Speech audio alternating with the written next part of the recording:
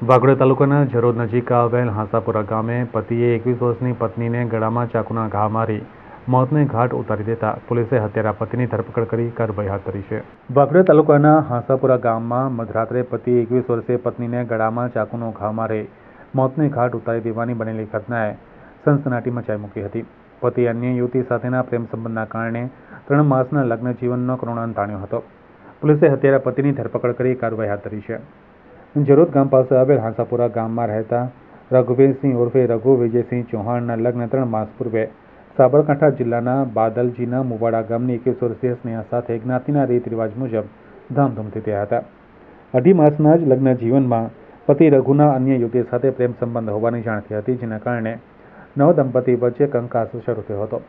સાંસારિક જીવન દરમિયાન સ્નેહાએ પતિને અન્ય યુવતી સાથેના પ્રેમ સંબંધ પર પૂર્ણ વિરામ મૂકી દેવા માટે જણાવતા પતિ રઘુએ પ્રેમ સંબંધ ભૂલી જવા માટે ખાતરી આપવા છતાં પ્રેમમાં અંત બની યુવતી સાથેનો પ્રેમ સંબંધ ભૂલ્યો ન હતો અને અવારનવાર પ્રેમિકા સાથે વાતચીત કરતો જોવા મળ્યો હતો, જેના કારણે પતિ પત્ની વચ્ચે કલહ ચાલતો હતો। ગત રોજ મધરાત્રે રઘુ અને સ્નેહા વચ્ચે પ્રેમ પ્રકરણને લઈને ઝઘડો થતા ઉશ્કેરાયેલ પતિ રઘુએ પત્ની સ્નેહાના ગળામાં ધારદાર ચાકુનો ઘા કરી કરપીણ હત્યા કરી ઢીમ ઢાળી દીધું હતું। આથી ગામના સરપંચ અશોક ચૌહાણે જરોદ પોલીસને જાણ કરી હતી। જરોદ પોલીસ મથકના પીઆઈ જે બારોટ આથી સ્ટાફ સાથે દોડી ગયા હતા। સાથે ડીવાયએસપી આકાશ પટેલ તેમજ જિલ્લા લોકલ ક્રાઇમ બ્રાન્ચના પીઆઈ કૃણાલ પટેલ પણ સ્ટાફ સાથે દોડી આવ્યા હતા। જરોદ પોલીસે લાશનો કબજો લઈ પોસ્ટમોર્ટમ માટેની કાર્યવાહી હાથ ધરી છે।